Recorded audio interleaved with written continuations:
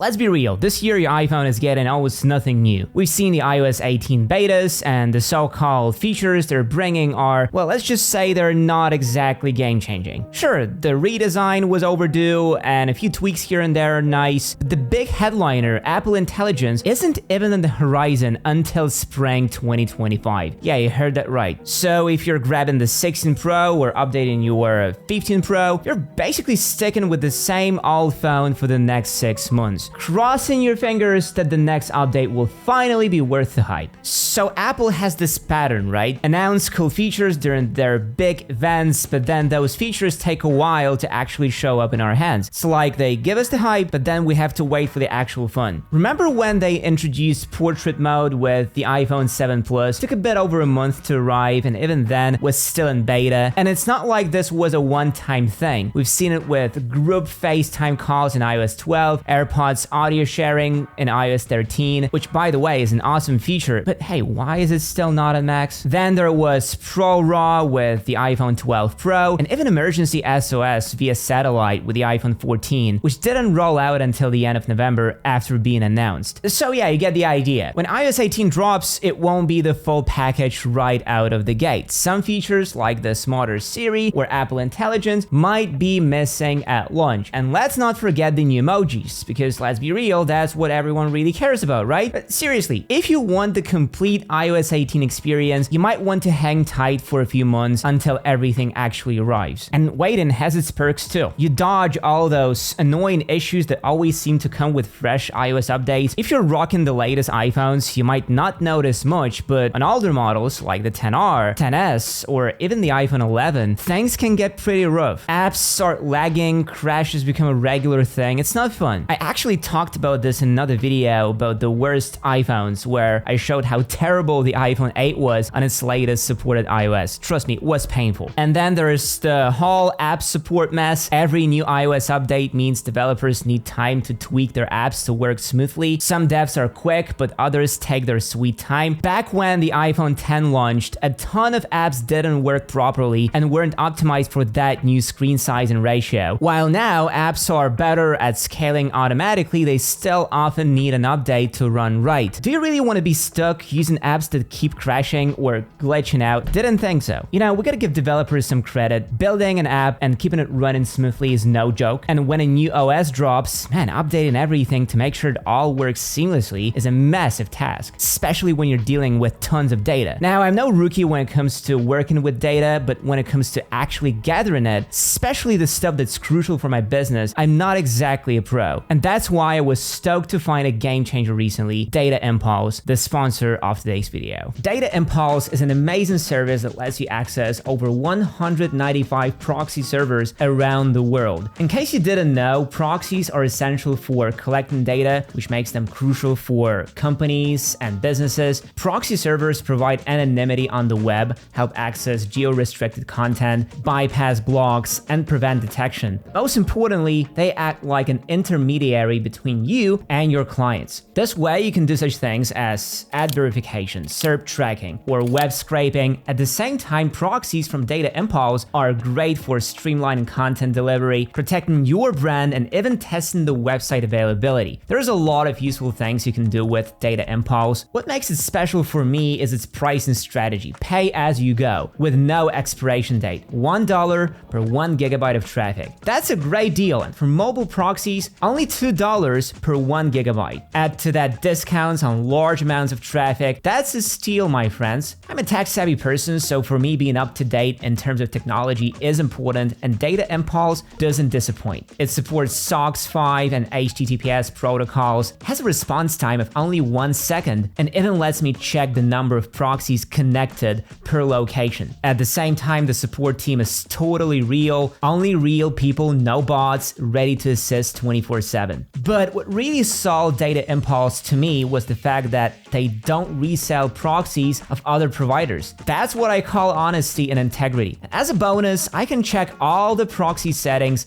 via my phone. I will leave a link in the description, so be sure to check it out. And let's not forget about the bugs. Oh man, they are like uninvited guests that just won't leave. In those first few months after an update, you can count on them showing up. And the worst part, you can never predict what they will be. Maybe a button goes AWOL in an app, or notification badge just won't quit. It's a grab bag of annoyances. From my experience with iOS betas, most of these bugs are more like quirks. Annoying, but not deal breakers. But still, who wants to deal with bugs and glitches? That's not the premium Apple experience we're paying top dollar for, right? Now let's talk about the real deal: battery life and system performance. Apple might roll out tons of beta versions before the big release, but the real test starts when it hits the masses. And trust me, it usually takes a couple of updates to get things running smoothly. But even then, your battery's still gonna feel the hit. Remember when Apple got busted for slowing down old iPhones? Yeah, back in 2017, they had to admit it after getting caught trying to keep older phones running smoothly by slowing them down as their batteries aged. That was a huge scandal, and in 2020, they even got fined for it. Now, instead of slowing things down, they just let your phone run full throttle. Here's the thing: each new iOS is heavier and more demanding on your phone. It needs more power, which means your processor stops being energy efficient and cranks up the performance cores just to keep up. And guess what? That's bad news for your battery, especially if it's already old and not holding up as well. So when you mix a power-hungry OS with an aging battery, you're looking at some seriously disappointing battery life. For some, this might just mean losing a few minutes of screen time. For others,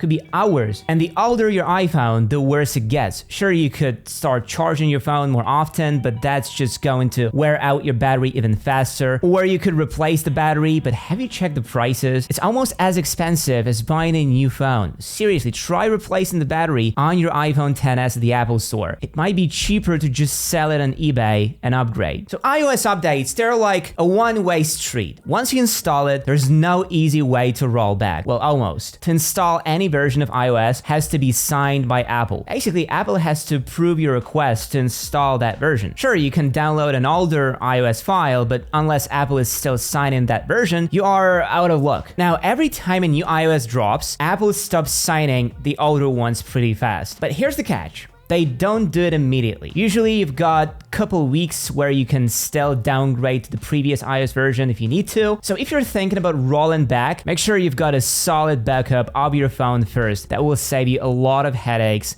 during the process. Updates might feel like a chore, but they actually bring some serious benefits. Think of it like this: every time you install a new iOS, it's almost like getting a fresh new phone. Everything's revamped, exciting, and has that fresh tech vibe. But yeah, let's be real, that thrill doesn't last long. A few hours in, and it's back to the usual routine. But here's why you really need to keep those updates coming: security. If you're not someone who's chasing the latest features, then this should be your top priority. The world's a sketchy place, and even though iOS is pretty locked down, there are always vulnerabilities. Your data's at risk, especially if your phone gets snatched. Security updates, even when they seem invisible, are like your phone's defense squad. Remember when Apple rolled out that update making Face ID mandatory for changing your passcode? That was because a bunch of phones were getting stolen. Thieves would sneak a peek at your passcode, swipe your phone, change the passcode, and boom, your money and data were gone. Thanks to that update, that trick doesn't work anymore. Now, Apple isn't big on sharing the exact security holes they're patching, but trust me, each update is sealing up some kind of vulnerability. If you don't want to risk your phone becoming a hacker's playground or your data getting hijacked, stay on top of those updates. And good news, it's easier than ever now. Just go into settings and flip the switch for automatic security updates. These updates are tiny, but super important. Then there is the whole app support thing. Developers need time to get their apps running smoothly on new iOS versions. And here's the kicker: some apps won't even run unless you are on the latest iOS. Why do they do this? No clue. But those apps are usually the ones that bug you for updates constantly. And here's the cycle: you don't update your phone for a couple of years, and next thing you know, the apps start demanding you have at least iOS 18 or whatever. You are forced to update, and the only option by then might be iOS 21, which could make your iPhone slow as molasses. It's like a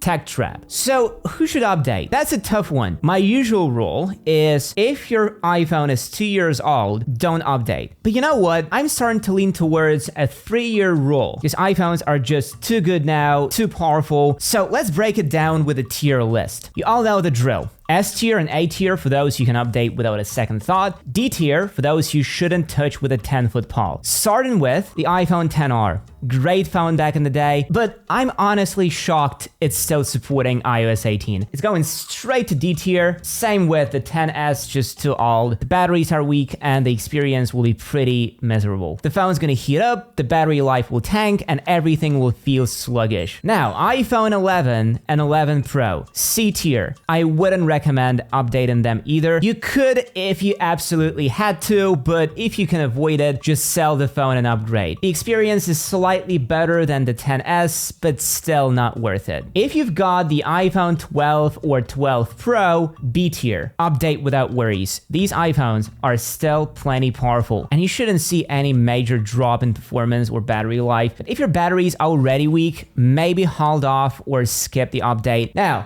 the iPhone 13 and 13 Pro. You might think they would be in B tier too, since they're not that different from the 12 series, but no, A tier. These will handle iOS 18 like champs, no issues, feel free to update. And finally, in the S tier, we've got the 14 and 15, and of course the 15 Pro. No need to overthink it, just update. The 14 Pro won't have all the new features, but the experience will still be top notch. But listen, I'm not saying you should never update your iPhone. That's not what this is about. What I'm saying is, don't rush it. When the updates start rolling out, give it a month or two. Let the early adopters be the guinea pigs, so Apple has time to iron out the kinks. iOS 18 drops in September, so I would recommend holding off until November to install it. And hey, stick to the tier list. iOS updates can be super exciting, but they can also be super disappointing. This year, it's kind of a mixed bag. Exciting for the 15 Pro owners, disappointing for everyone else. And we all know why. That Apple Intelligence feature being exclusive to the 15 Pro.